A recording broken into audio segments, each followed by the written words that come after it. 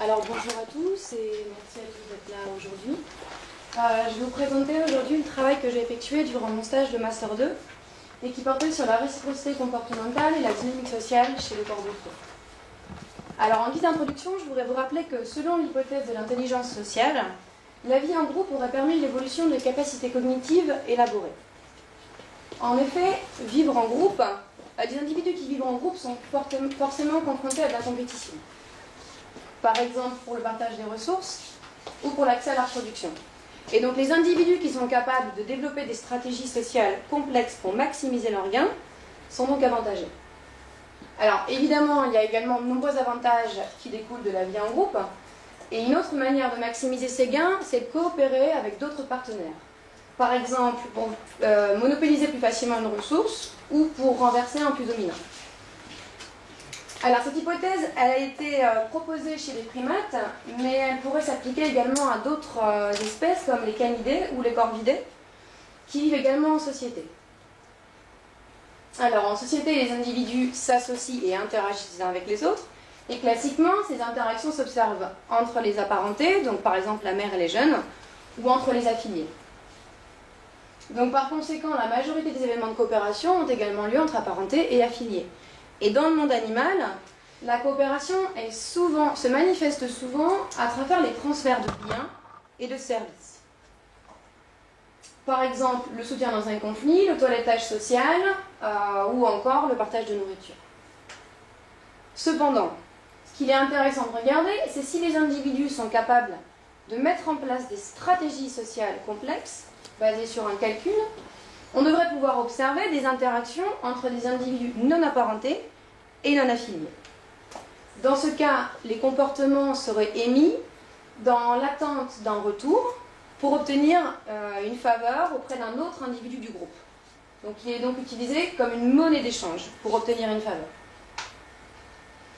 Alors, on peut forcément s'attendre du coup à ce que le type de société influence le type de stratégie mise en place et donc la distribution des transferts dans le groupe.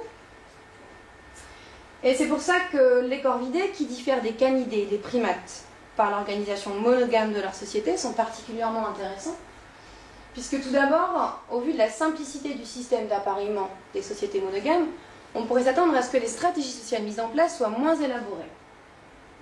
Mais d'autre part, pour les corvidés, de nombreuses études reportent qu'ils sont capables de calculs stratégiques. En effet, ils forment des alliances ou encore se soutiennent dans les conflits. Il a pu également être reporté qu'ils produisent fréquemment des comportements de type nourrissage ou toilettage social. Et c'est des comportements qui ont été très bien décrits chez une espèce de corvidé, le corbeau-freux, et notamment le transfert alimentaire pourrait jouer un rôle dans la formation des pairs chez les groupes juvéniles. Donc le transfert alimentaire serait produit pour signifier à l'ensemble du groupe la qualité du donneur et donc utilisé comme signal pour choisir un partenaire de qualité en vue d'un futur appareillement. Donc, en conséquence, ce serait un comportement qui est propre à la paire et qui se raréfierait à l'âge adulte une fois les pairs formés. Et donc, à ce moment-là, il serait diminué au profit des comportements de type toilettage social qui, eux, pérenniseraient le lien de couple. Alors, cependant, ce qu'on peut se poser comme question pour les freux, c'est de savoir s'ils sont capables d'un calcul stratégique. Et dans ce cas, ce qu'on devrait observer, c'est des transferts de biens et services réciproques et en dehors des pairs. Donc pour répondre à cette question, j'ai tout d'abord caractérisé l'organisation sociale d'un groupe de corbeaux-freux pour pouvoir la mettre en relation avec la distribution des transferts alimentaires et du toilettage social au sein du groupe. Alors, juste un petit rappel, le corbeau-freux, c'est une espèce qui forme des couples monogames persistants, mais qui vit en groupe social, en colonie, toute l'année.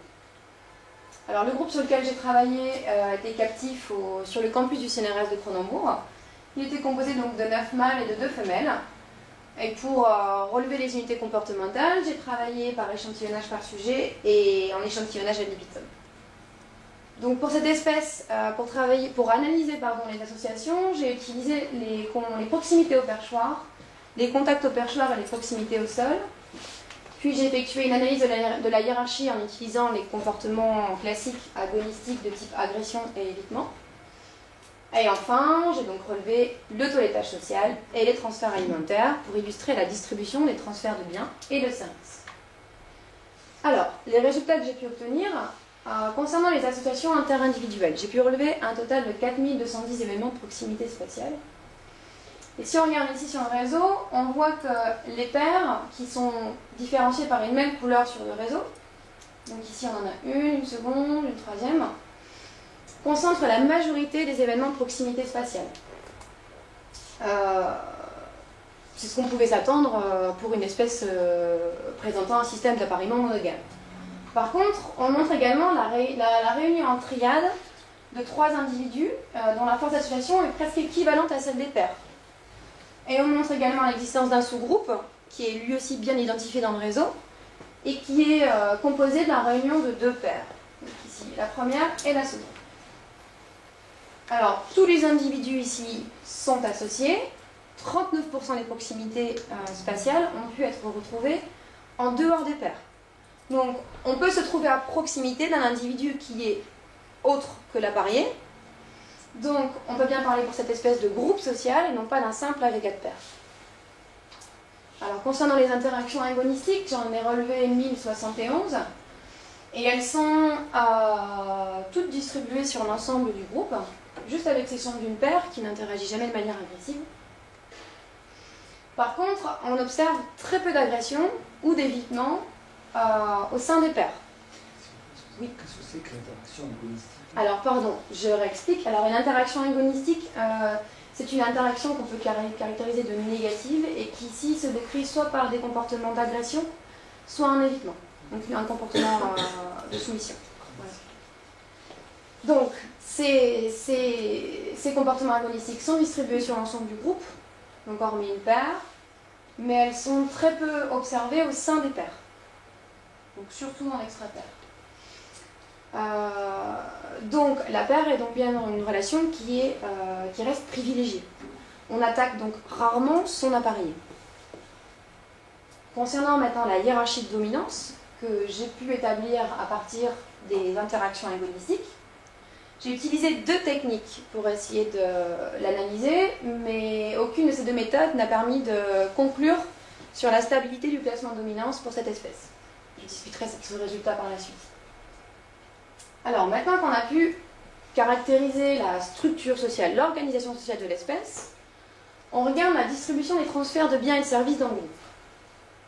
Tout d'abord, pour le toilettage social, j'ai pu relever 93 événements, et on voit qu'ils sont majoritairement distribués au sein des paires. Par contre, il a tout de même été possible de montrer 11 interactions de toilettage social à l'extérieur des paires, donc entre des individus qui n'étaient pas appariés.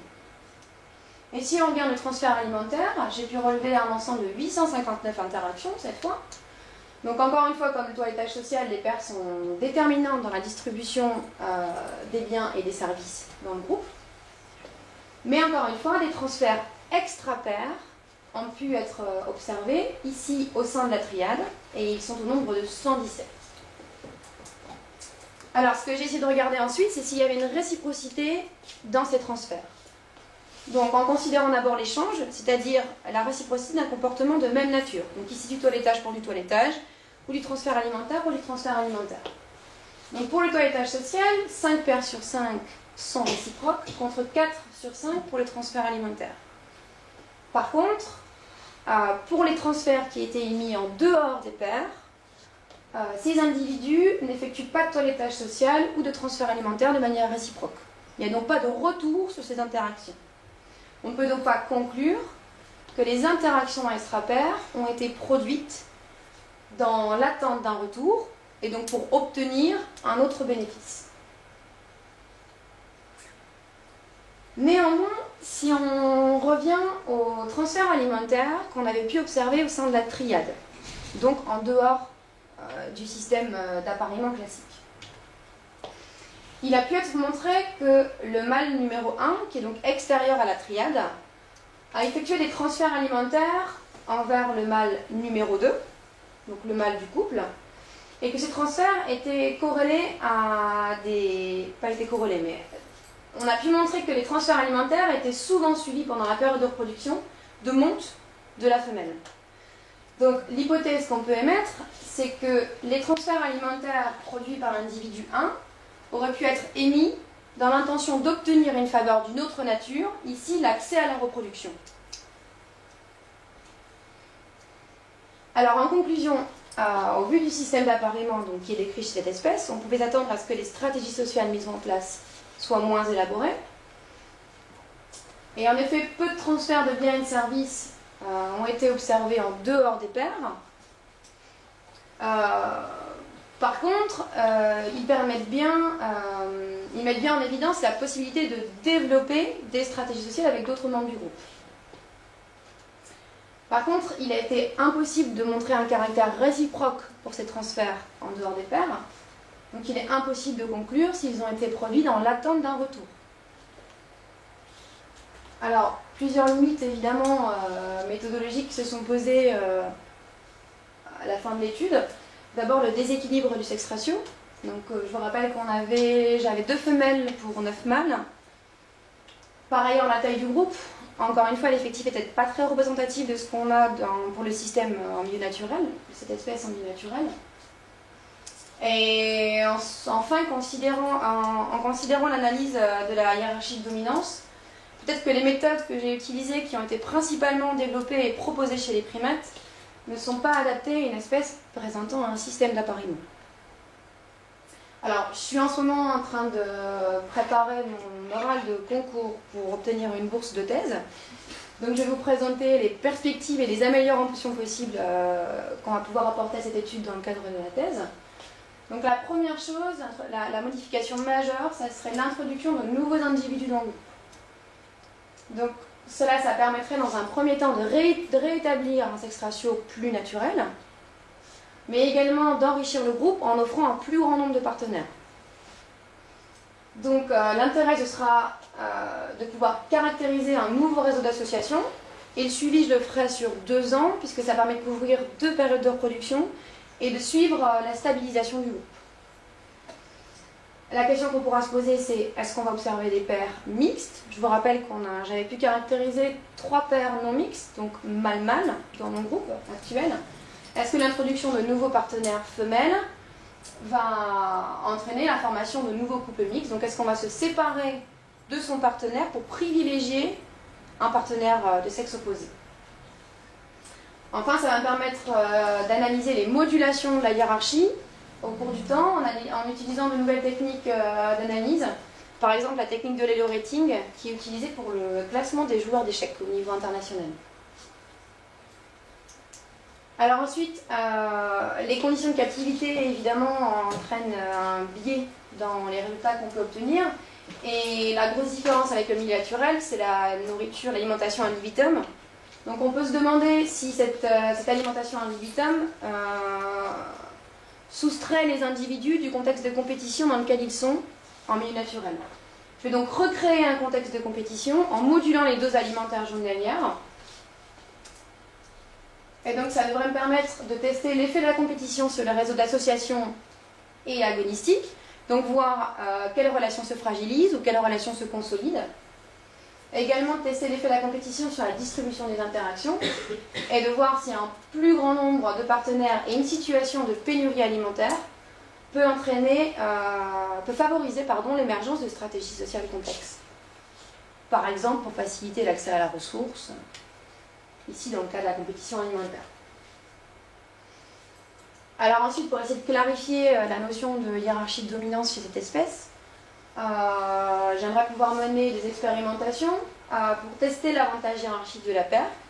En effet, au vu de la force de la relation entre appareillés, on peut se demander si la paire ne confère pas un avantage en termes d'accès facilité à la ressource, encore une fois. Donc pour ça, j'aimerais reprendre et améliorer les tests que j'ai pu mettre en place durant mon master, dans lequel j'ai testé un individu seul face à un autre individu solitaire ou face à un binôme. Et donc pour tester sa propension à tenter l'accès à la ressource selon la situation. Enfin, pour pouvoir généraliser tous ces résultats à l'espèce, il est indispensable de pouvoir travailler des individus sauvages. C'est pourquoi je vais effectuer le suivi d'une colonie sauvage pendant un petit peu plus de 2 ans, parce que par contre certaines contraintes méthodologiques peuvent complexifier la prise de données en milieu naturel. C'est pour ça qu'elle s'étale sur un peu plus de 2 ans et qu'elle se fera en parallèle avec les études effectuées en captivité. Et donc ça devrait me permettre de vérifier si on a des paires mâle-mâle, par exemple, en milieu naturel. Et puis évidemment de vérifier la validité de tous les résultats que j'ai pu obtenir en captivité, en observant, en suivant donc une colonie sauvage. Voilà, je vous remercie tous pour votre attention.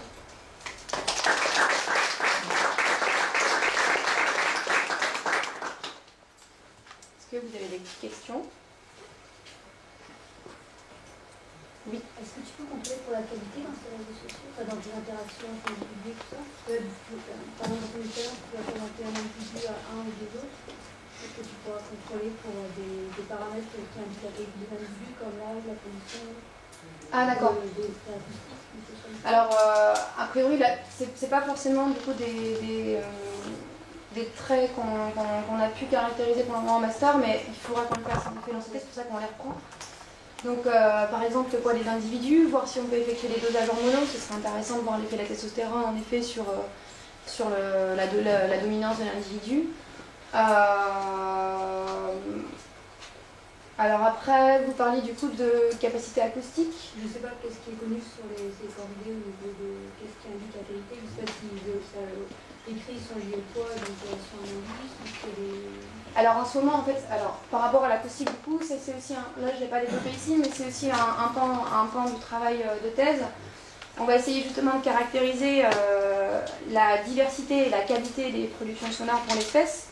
Donc il y a déjà des études pilotes qui ont été effectuées sur le même groupe, et donc qui ont pu caractériser presque une vingtaine d'unités sonores différentes, et caractériser une dizaine de chants qui sont propres à chaque individu. Donc pour le moment, c'est vrai que l'aspect qualité acoustique de chaque individu, on est en train de le tester, on est en train de le mettre en place, donc je ne peux pas tout à fait vous répondre sur la manière dont ça va jouer et influencer, mais c'est quelque chose qu'on va prendre en compte et qu'on utilisera certainement ensuite dans les tests en individuel ou les tests de hiérarchie, s'il y a un effet bien évidemment. Oui. Moi, je voudrais savoir si c'est un aspect méthodologique. Est-ce que tu peux expliquer comment tu as pu montrer que la relation harmonistique a été distribuée de manière homogène dans le réseau? Ouais. Alors, tout simplement, en regardant je sais pas retrouver la diapo. En regardant la densité, c'est une statistique descriptive de réseau, donc du coup qui permet d'établir la distribution des interactions entre les individus. Et puis là, je l'ai peut-être pas mis. Si, voilà, on a décidé de 0,98. Donc en fait, on a juste, après du coup, en regardant plus précisément dans les données, dans les tableaux, j'ai pu retrouver quelle était la paire qui n'interagissait pas de manière agressive, mais déjà, avec la densité de réseau, elle donne une information. Ça ne veut pas forcément dire que c'est homogène, ça veut dire que tu as des... Ah pardon, je n'ai pas bien compris la question. C'est ça, mais en fait, tu peux le montrer d'une façon en montrant la densité, que c'est homogène, mais tu peux également étudier la distribution des agressions, du nombre d'agressions par diade, et voir si cette densité est homogène ou pas. Donc, si pour chaque diade, tu as le même nombre d'agressions, ça c'est homogène. Par contre, si tu observes une distribution qui ressemble à quelque chose qui est plus ou moins exponentiel, tu fous, là, ça veut dire que c'est pas homogène. Bren et Kafka, par exemple, je pense qu'ils... ils interagissent énormément, voilà. Ouais. Ah oui, bon après, du coup, j'ai effectué des tests non paramétriques aussi pour chaque diade potentielle, pour voir si on avait une différence dans la quantité d'interaction qui était produite. Oui. Moi j'ai un commentaire de fond. En fait, je ne sais pas si tu as lu le livre de Konrad Lorenz, qui s'appelle, je ne sais pas comment c'est traduit en français, La bague du roi Salomon. Ah non. L'anneau du roi Salomon. En fait, dans le livre de Lorenz, il décrit justement des comportements de choucas. Il y avait une colonie de choucas en captivité. Ouais. Et moi j'ai fait ma thèse sur les choucas sauvages. Et en fait, à un moment donné, durant ma thèse, j'ai eu un choc parce que tout ce que je lisais, je ne le voyais pas. Ouais. Et c'est en fait c'est le livre le plus connu de Lorenz, c'est le plus lu. Et en fait tout ce qu'il décrivait dans son livre sur des oiseaux sauvages, c'était pas reporté. Ça n'existait pas. Une anecdote, il disait une fois, il est rentré dans une cage avec un maillot de bain noir et les choucas l'ont attaqué parce qu'il croyait que c'était un chouca qui tenait dans sa main. Bon. Et puis en fait les choucas ont des yeux bleus et ils évitaient d'attaquer Lorenz parce qu'il avait des yeux bleus aussi. Enfin bref. D'accord. Et donc, ça m'a fait un choc, parce que Lorenz, je l'avais en grande estime, et en fait, simplement, ça ne correspondait pas. Et ce qui s'est passé, c'est qu'il travaillait avec un groupe d'oiseaux élevé en captivité. Que lui, il avait élevé, puisque c'était les histoires d'empreintes, etc. Ouais. Et donc en fait, et ça m'a fait un choc parce que je me suis rendu compte en fait que il décrivait des comportements, mais dans la nature on les voyait simplement pas, c'était d'autres comportements. Et en fait, c'est par rapport à ta thèse, en fait tu travailles sur un groupe d'oiseaux, donc on peut se poser la question des patterns que tu décris, parce que l'idée c'est de décrire les comportements des corbeaux-feux, mais est-ce qu'ils ne sont pas dépendants de ce groupe-là? Je ne sais pas, est-ce qu'il y a un oiseau, par exemple, ça fait 8 ans qu'il est en captivité, il est peut-être né là-dedans, il y en a d'autres, ça fait 3 mois qu'ils sont arrivés là-dedans. Donc en fait, tu as tout un aspect historique qui est dépendant, qui va influencer ce groupe-là.